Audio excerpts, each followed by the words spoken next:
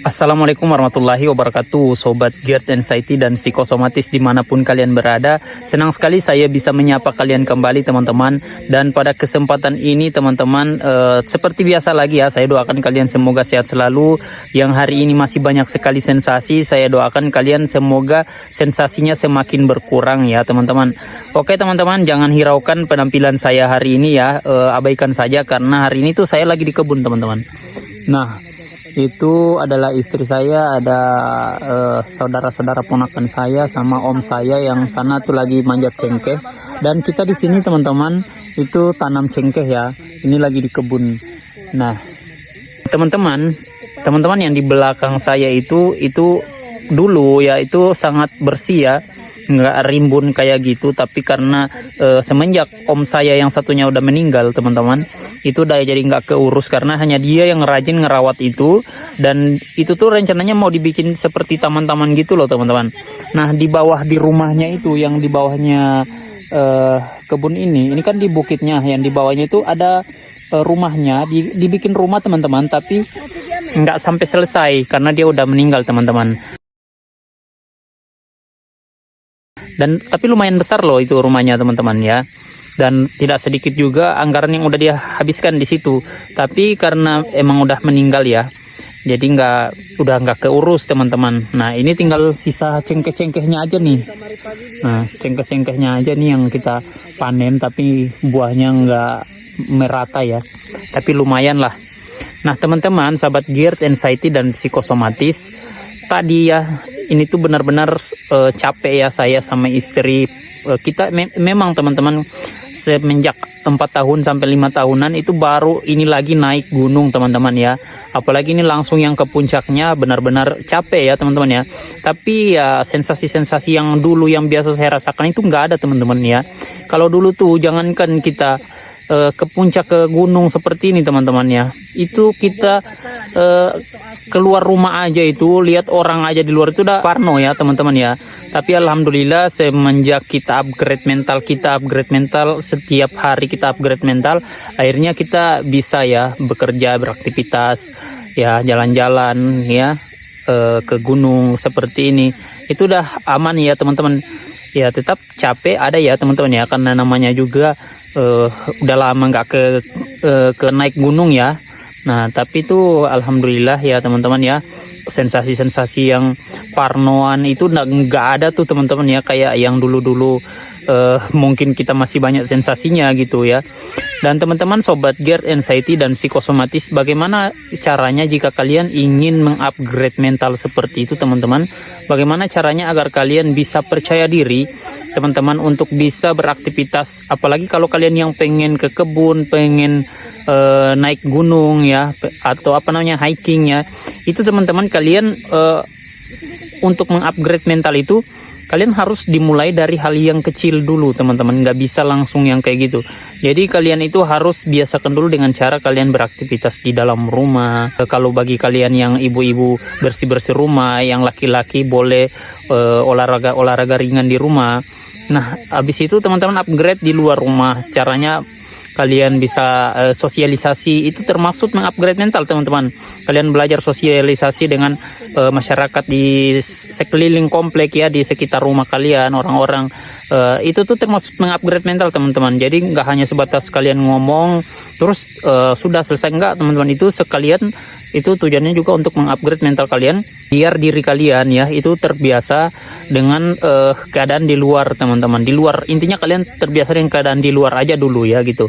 Nah, habis itu kalau kalian pengen yang bagaimana bisa meningkatkan stamina kalian, nggak lemes, itu teman-teman kalian harus melatih ototnya teman-teman ya. Sekalian juga kalian akan melatih bagaimana kekuatan tubuh kalian ya, sistem imun tubuh kalian, kekebalan tubuh kalian. Nah, dengan olahraga yang kalian bisa tingkatkan durasinya ya, kalian hari ini mungkin bisa jalan 100 langkah, besoknya jalan lagi 200 langkah, besoknya lagi 300, 500, 1000 langkah, upgrade lagi jadi 5.000 langkah, 10.000 langkah jadi sekilo ya.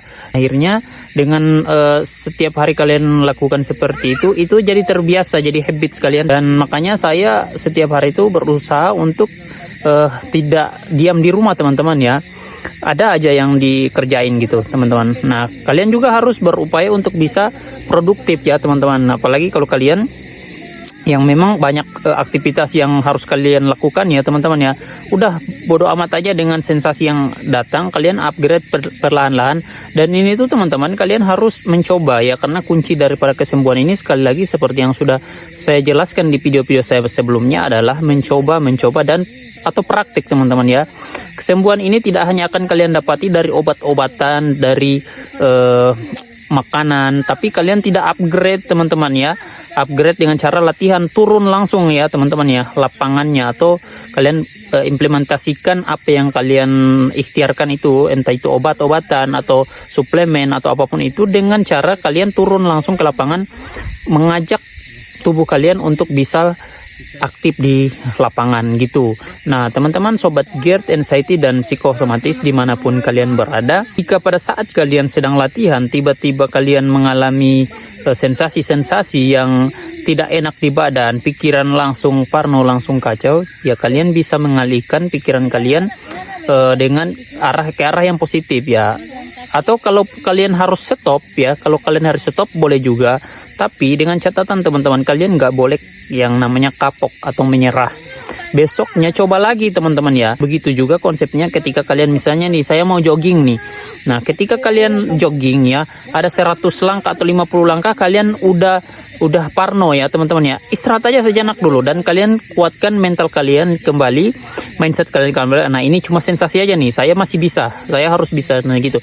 Kalian tambah lagi itu durasinya, nambah lagi, akhirnya jadi 200 langkah. Nah besoknya stop aja ya dulu ya, kalau memang udah benar-benar capek. Besoknya kalian gitu lagi.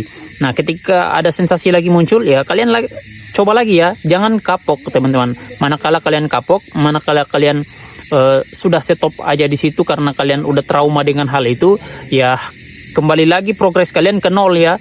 Jadi mental kalian nggak jadi gitu.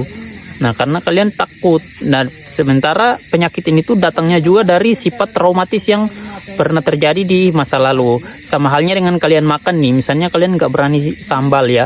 Ketika kalian makan sambal, misalnya sekali makan sambal mungkin 1 biji cabai aja tuh kalian makan, tiba-tiba kalian sensasinya muncul.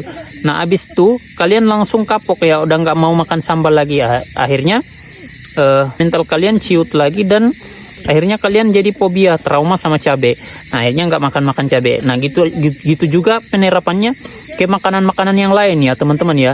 Akhirnya kalian jadi fobia, semuanya kalian takuti, dan akhirnya mental kalian ciut lagi ya. Nggak jadi mental kalian. Kapan kalian mau sembuh kalau anxiety kalian, mental kalian nggak pernah di-upgrade teman-teman ya. Jadi kembalinya seperti itu. Nah makanya ketika sesuatu yang terjadi dirasa di badan kalian, di pikiran kalian, kalian harus langsung sadar dan kembalikan kesadaran kalian. Ini tuh aman, ini tuh hanya sensasi yang datang, hanya sensasi yang lewat, dan ini sudah pernah sering terjadi sebelumnya dan saya aman-aman saja. Gitu mindsetnya teman-teman. Nah tapi bagi kalian yang memang benar-benar setelah melakukan pemeriksaan ada memang peradangan di lambung kalian atau tukak di lambung kalian, kalian memang harus menjaga makan. Ingat saya bilang menjaga makan, bukan fobia makan ya. Menjaga makan sama fobia makan beda teman-teman ya. Jadi kalau kalian harus memang selektif dengan makanan yang berpotensi menambah cedera dari lambung kalian atau pencernaan kalian. Bedakan teman-teman ya.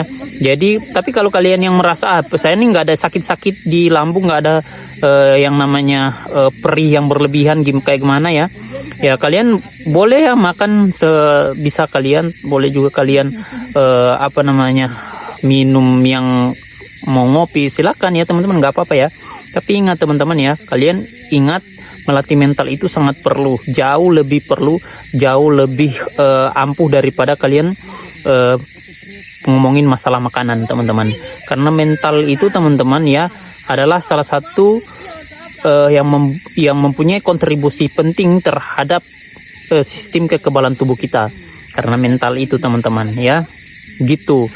Nah, ketika mental kita kuat, ya ini sudah terbentuk, tubuh kita itu urusan menyesuaikan itu belakangan, dia nyusul teman-teman, dia nyusul setelah mental kita gitu teman-teman ya. Jadi sekali lagi saya bilang nggak harus 100% juga, minimal kalian sudah bisa beraktivitas dengan baik, sudah bisa makan dengan baik, sudah bisa melakukan aktivitas kalian dengan senang hati ya teman-teman ya. Nah itu tuh udah bagus sekali ya teman-teman. Oke, sekali lagi nih tuh lihat, bagi kalian yang masih berjuang melawan asam lambung, GERD, anxiety, dan psikosomatis, saya doakan kalian semoga sehat selalu, cepat sembuh teman-teman ya. Salam sehat, tetap semangat. Bagi yang suka, subscribe channel saya. Terima kasih. Assalamualaikum warahmatullahi wabarakatuh.